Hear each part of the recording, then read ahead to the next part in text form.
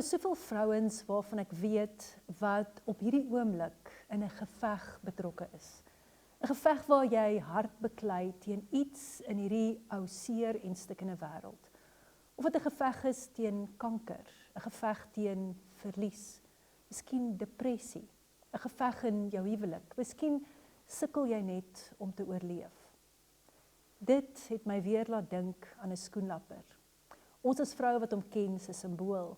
En ons praat baie maal van die tyd van afsondering en alleenheid, wanneer daardie ruspe in die kokon is. Maar het jy geweet, net voor die skoenlapper uit sy kokon breek, is daar vog vanuit sy maagie wat in sy vlerke ingepomp word. En daardie vlerke begin dan soos 'n hidroliese pomp teen hierdie kokon te werk. Dis amper soos 'n geveg, 'n worsteling van vlerk en vlerk teen hierdie kokon. Dis soms so erg dat die skoenlapper soms wil opgee. Maar die ergste ding wat jy vir 'n skoenlapper kan doen, is om daardie kokon oop te breek, want dan sal hy letterlik nie sterk genoeg wees om te kan vlieg nie.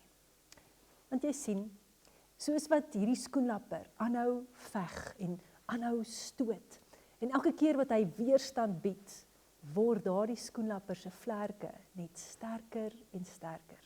So sterk dat hierdie vlerke uiteindelik deurbreek en sterk genoeg is om te vlieg.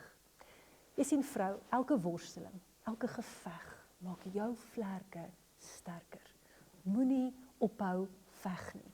Want as jy aanhou, sal jou vlerke sterk genoeg raak om daardie deurbraak te kan kry. En dan sal jy hoër kan vlieg as ooit. En uiteindelik is die einddoel om ons pragtige vlerke in die ewigheid voor ons Skepper te kan sprei. En dan sal jy sien en verstaan waarom God soveel worsteling in jou lewe toegelaat het. Pragtige, sterk vlerke tot eer en verheerliking van sy naam en sy glorie. Ons verstaan nie altyd as ons in die middel van hierdie worsteling is nie. Maar weet vandag, God het 'n doel. En eendag sal ons alles kan verstaan. Ek weet nie waarteen jy beklei nie, maar kies vandag om saam met jou hemelse Vader aan te hou veg.